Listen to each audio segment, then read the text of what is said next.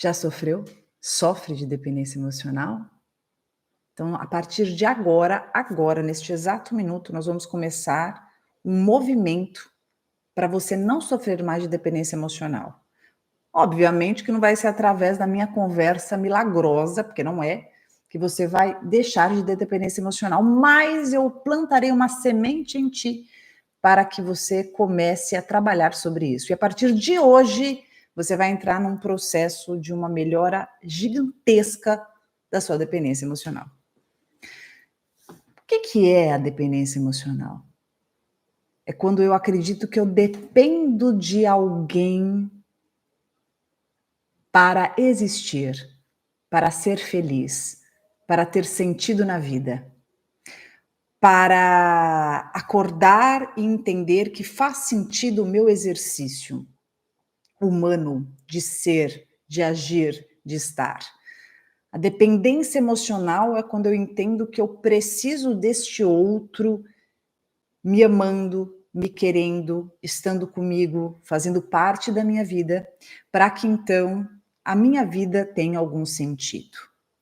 A dependência emocional é um comportamento bastante curioso, porque quando a gente vem ao mundo, isso é muito importante contar para vocês, quando a gente vem ao mundo, e todos nós em algum momento vivemos isso, quando a gente vem ao mundo, eu falo que não há ser humano mais dependente do que perdão, não há ser no mundo mais dependente do que o ser humano quando ele vem ao mundo. A gente precisa de um outro humano, que nesse momento seria um dos nossos cuidadores, ambos, quem quer que esteja lá conosco, para nos dar amor, abrigo, para que nos ajude na preservação de um ambiente suficientemente razoável para que a gente possa se desenvolver, tá bom?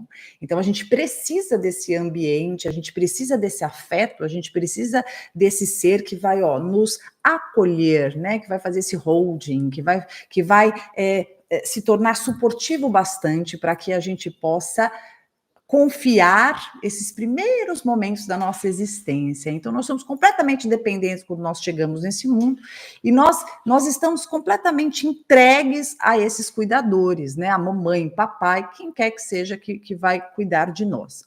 E aí, neste momento, estes cuidadores, eles estão completamente emprestados conosco.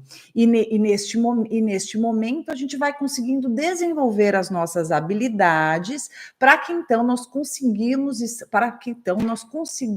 consigamos estar habituados a esse dia a dia e àquilo que nós somos, né?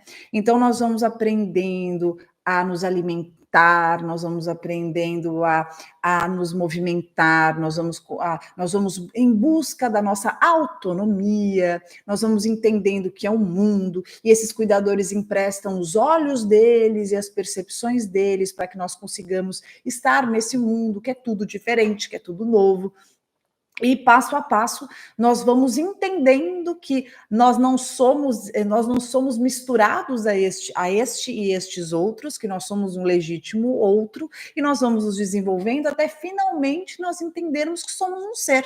E aí nós entendemos que somos um ser e nós vamos olhando esse cuidador, essa cuidadora, essas pessoas que cuidam de nós e percebendo que, nossa, né, isso aqui é papai, isso aqui é mamãe, isso aqui é vovó e titia, não sei quem cuidou de você.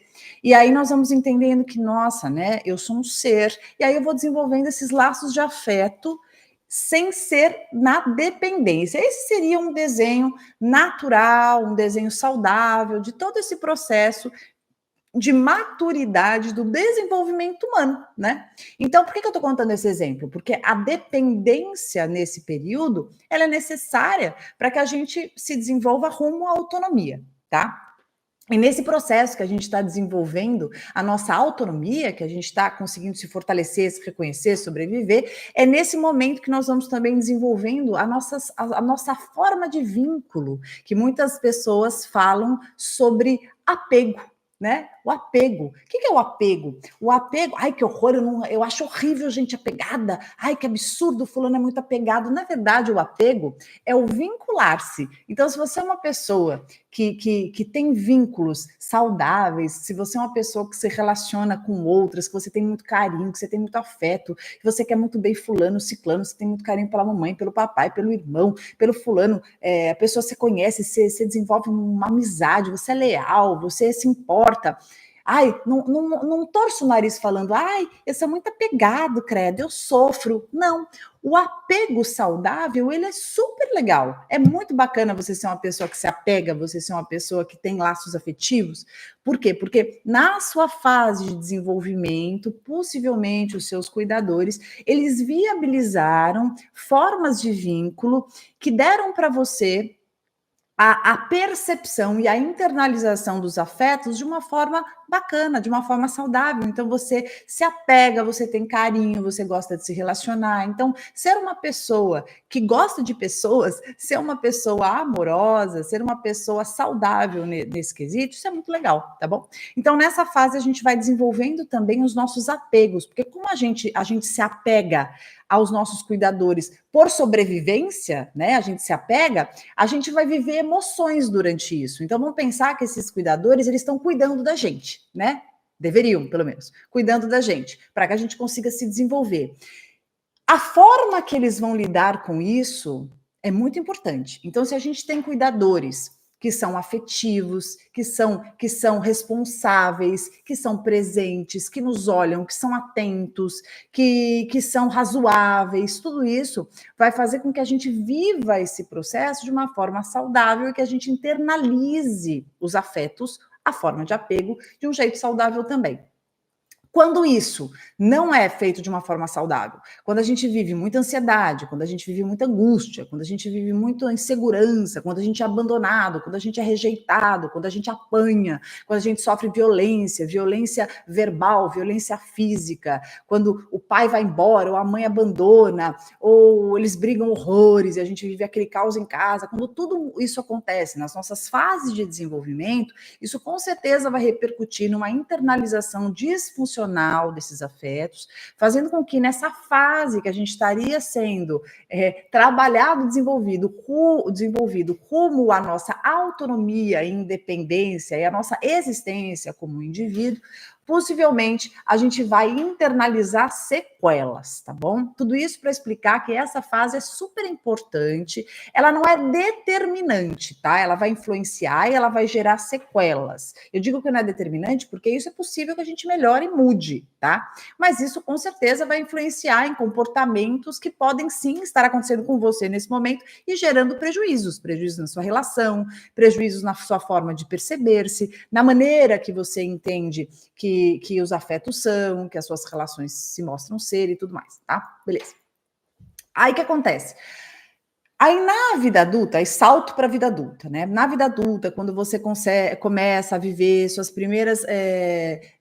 Não precisa nem ser adulto, pode ser adolescente, quando você começa a viver os seus primeiros relacionamentos amorosos, né? E você teve, talvez, algumas nuances disso nas suas amizades durante a infância, durante a pré-adolescência ali, mas principalmente na adolescência, na vida adulta, você vai ver mais claramente algumas sequelas importantes.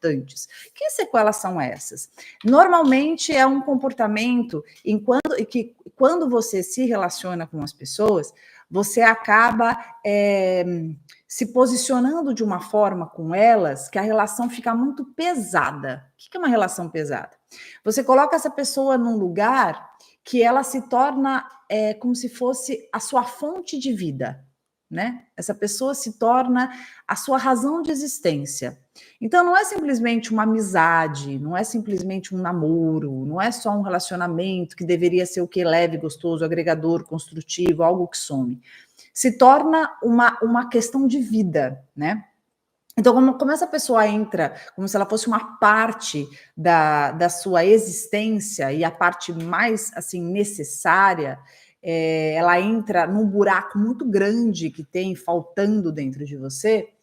essa pessoa se torna uma necessidade para você. Então, o desespero de perdê-la, a dor da possibilidade dessa pessoa se desinteressar, o receio de que ela te traia, a fantasia de que ela não te queira mais, que você não seja bom o bastante e tal, isso vai tornando essa relação cada vez mais densa. Por isso que na relação de dependência emocional, tem-se muitos atritos. E se muitas vezes não tem um atrito direto com a pessoa, porque o dependente ele tem tanto medo de perder, que ele acaba sendo submisso muitas vezes, ele fica submisso, então ele fica engolindo muito sapo. Né, ele fica engolindo muito sapo, porque, ai meu Deus, eu não quero brigar, não quero que ele não queira ficar mais comigo, ai, não vou falar nada e tal. Só que aí ele começa a se intoxicar, a pessoa começa a se intoxicar. Como que ela se intoxica?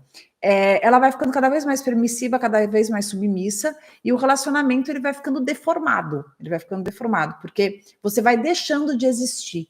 Então, na relação de dependência emocional, você percebe claramente que a pessoa vai deixando de ser ela.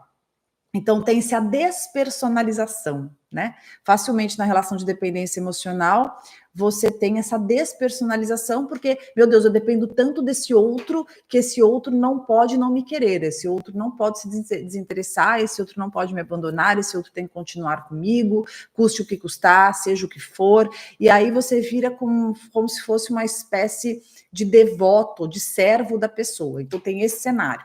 Tem um outro cenário que, embora seja uma dependência emocional muito grande, tem muito conflito. Brigas e brigas de ciúme, de ai, tá me traindo, quero ver sua senha, quero ver seu celular, e briga daqui, joga de lá, e é um estresse danado tal. E aí tem-se, ainda que haja muito conflito e que pareça que através desse conflito vai romper, ao contrário, parece que a quantidade de conflito é o que mantém a relação. Porque é um tal de conflitar e voltar e brigar e ficar de bem, é um movimento assim torturante na relação que se alimenta justamente com essa agressividade relacional, né? Que não necessariamente tem a agressividade física, mas a forma de se relacionar é muito agressiva, porque tem-se muita raiva justamente por não conseguir sair disso e não quebrar isso, tem-se uma relação muito tensa, né? Então, é uma relação que eu diria assim, amor e ódio, entre tapas e beijos. Não por acaso aquela música ficou tão famosa, né? Entre tapas e beijos é ódio, é desejo, não é essa história? Por quê? Porque é aquela história que tem essa agressividade, né? Não necessariamente física, mas relacional.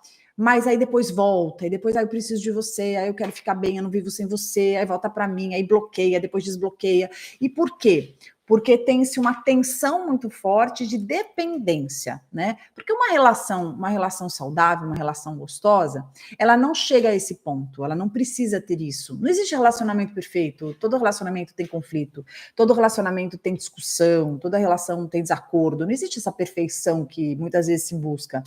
Mas a gente não precisa falar de extremos, né? Do mesmo jeito que você pode discutir numa relação, eu não concordei, não achei legal e tal, tem-se o diálogo, tem-se a troca, tem o razoável, não tem a violência, a agressão, o brigar, o discutir, o bate-porta, o briga por mensagem, aquela coisa violenta, cansativa e principalmente reincidente, né? Na dependência emocional, a gente tem desde esse perfil que eu falei para vocês, mais submisso, que vai aguentando tudo e uma hora implode. É muito comum, inclusive, até esqueci de falar isso, nessas relações de muita dependência emocional, em que o sujeito não consegue trazer para fora, ele tem tanto medo de perder o outro, de sair daquilo, de se perder, de não conseguir viver sem a outra pessoa, por mais que a relação não seja legal, que ele vai guardando, e uma hora explode, né? Explode, como você quiser. Ou mesmo numa briga absurda, ou implode numa doença, né? A pessoa começa a ter alguma coisa, tem de tudo, né? A pessoa vai desenvolvendo coisas, fibromialgia, desenvolve uma doença séria, ou mesmo uma alergia que não se sabe do que, uma enxaqueca crônica, uma dor na coluna que nunca entendeu de onde veio, e outras piores ainda, né? Por quê? Porque vai guardando para si. E o fato de você estar numa relação em que não está legal, que não é gostosa, mas que você sente que você depende, que você sente que você está ligado por uma linha invisível de dependência, por não acreditar que você sobrevive sem aquela pessoa, independente da relação não ser legal, isso vai te machucando muito. Porque se você está frágil por você estar nessa relação, você se torna ainda mais frágil quando você reconhece que você está preso a essa relação justamente pela sua vulnerabilidade, né? Então, isso é muito aniquilador, isso é muito doído, isso é muito pesado, é muito desgastante. Então, a gente tem dois quadros principais, né? A gente tem dois exemplos principais. Essa postura mais submissa, que vai aceitando tudo, vai engolindo, porque tem medo de ficar sem a pessoa. E essa outra postura que fica conflitando, e fica brigando, e vive um inferno, e vive uma tensão, e assim...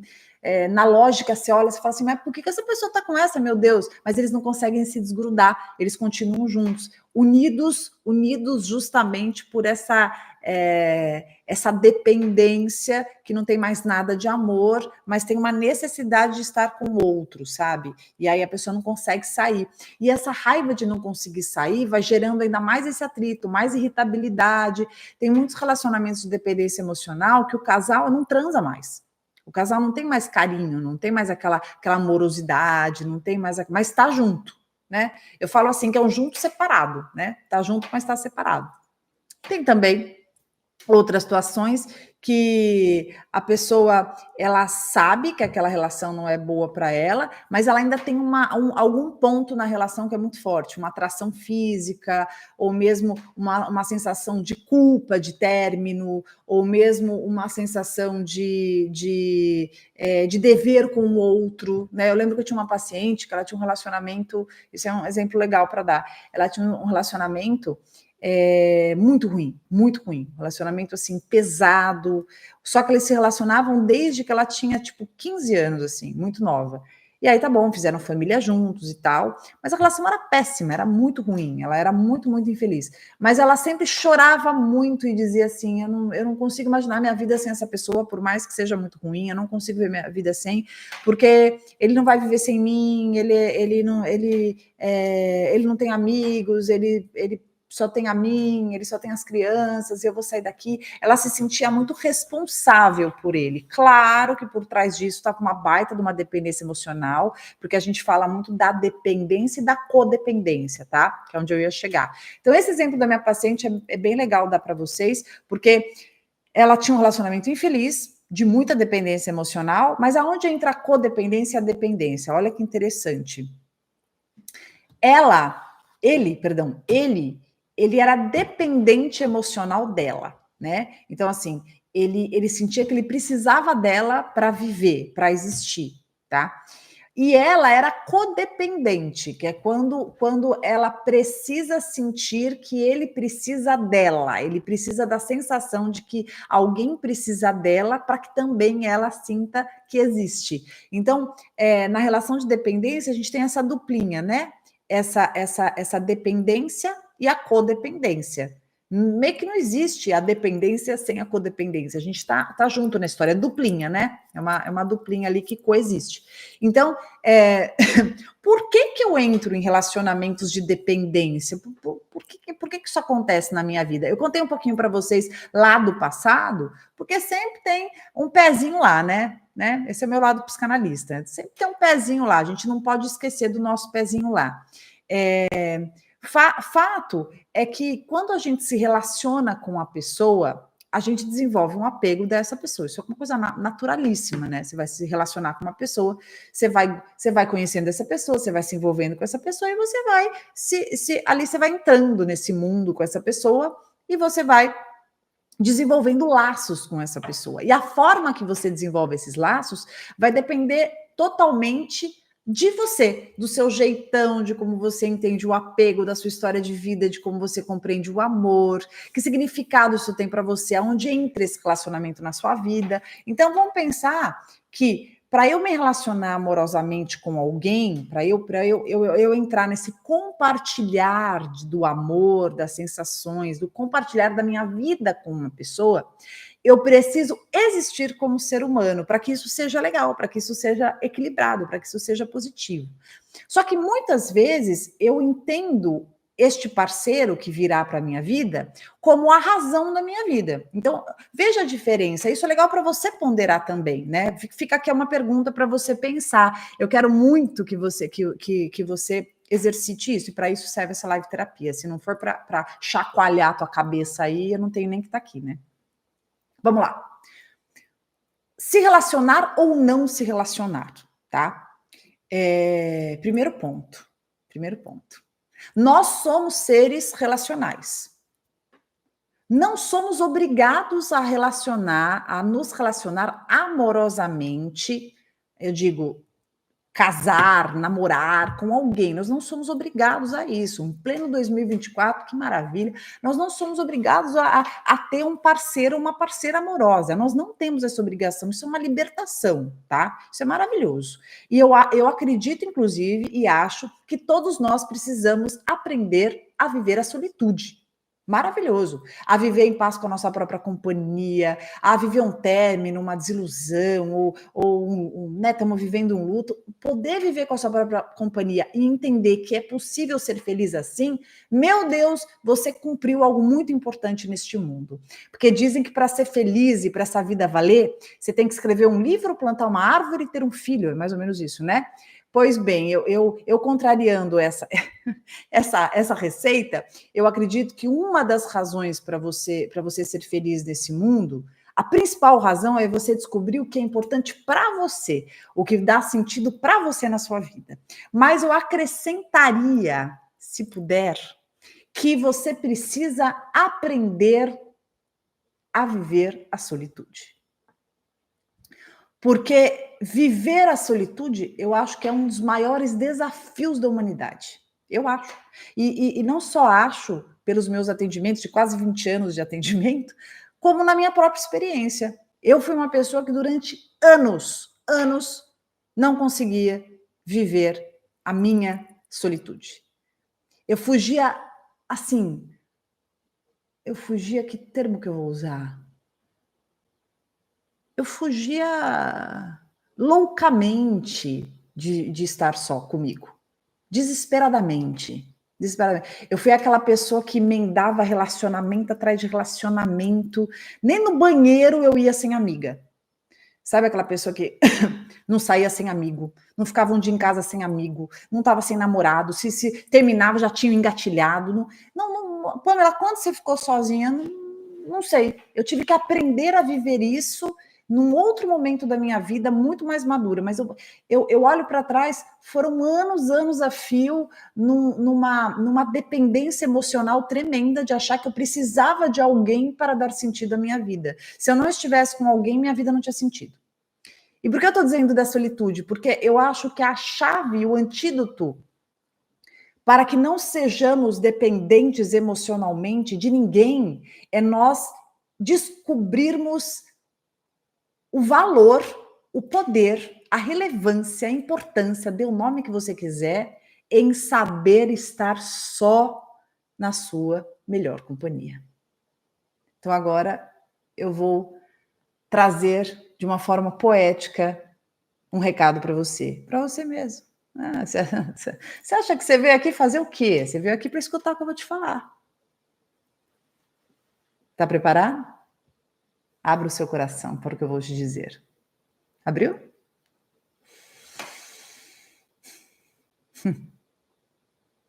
Existe um paradoxo curioso na vida.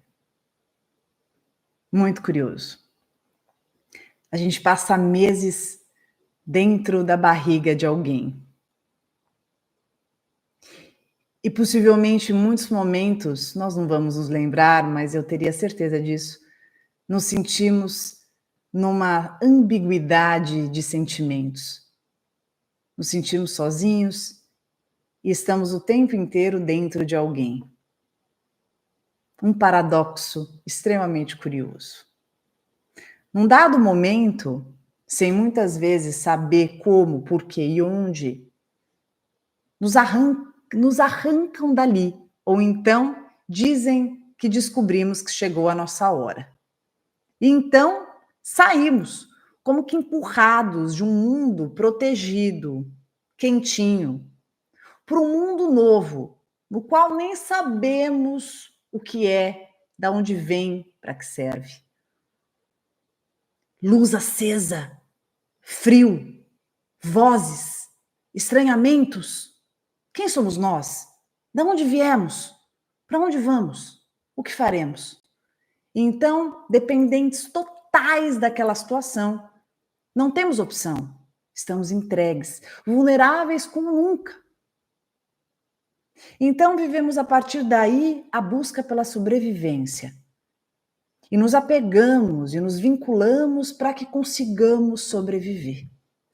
E no decorrer do tempo, nós vamos entendendo que quando pertencemos, nos sentimos mais seguros. Então, queremos pertencer. Precisamos muitas vezes corresponder para que assim nos sintamos mais seguros. Mas o que de fato somos? O que de fato queremos?